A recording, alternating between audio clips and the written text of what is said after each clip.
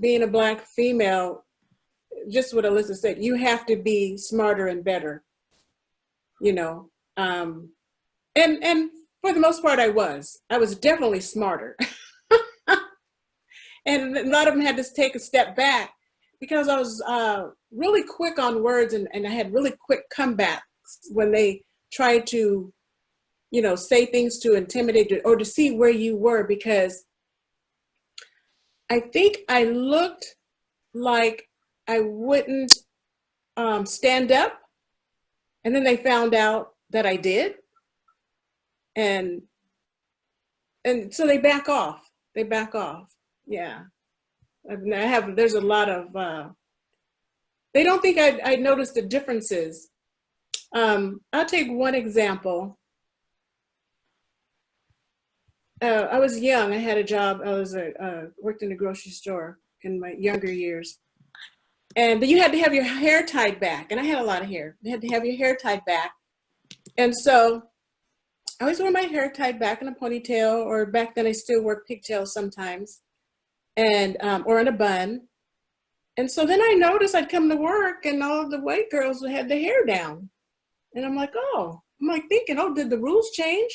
So I waited for a little bit, you know, waited for a little bit. And they're still wearing their hair down and flipping their hair, you know. Okay. So then I said, I came to work and I had my hair down. I wasn't there an hour. And the manager says, well, you know, you have to tie your hair back. I said, yeah. I said, well, what about her and her and her and her? Right there in front of everybody. And he looked and then he looked at me. He walked away. He never said anything else to me.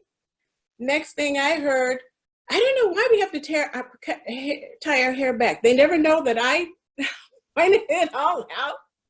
Because it's like, no. You're not going to treat me different with my, you know, hair than them. And they were all wearing their hair down, you know, and I was just like, okay. But anyway, I heard them complaining, and I like in the break room, and I had to be like, oh, eat my snack. They never knew it was me.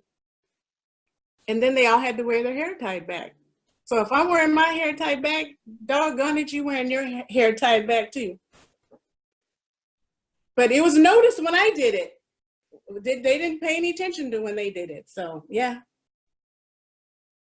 That's just one incident. I've got a few.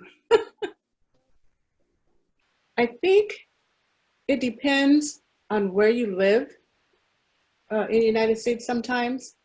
I think it's a little harder in the South and Midwest. My parents grew up in the Midwest in Kansas, and they got the heck on out of there. They came to California because we had my auntie, and bless her soul, she is still living. She is 96 years old, and she is as spunky as ever. She's the last one of her generation.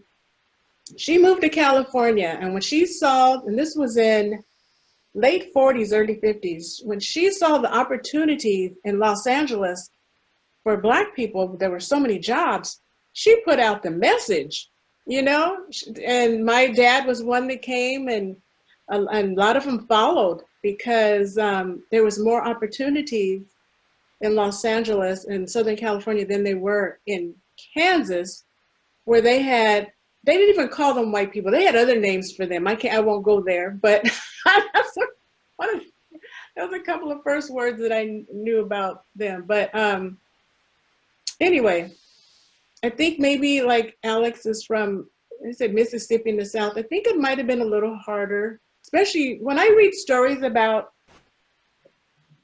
things that went on in the South. Back when I was growing up, I'm like, wow, that didn't happen as much, you know, on the West Coast. So I think it has a lot to do what part of the country you lived in and grew up in.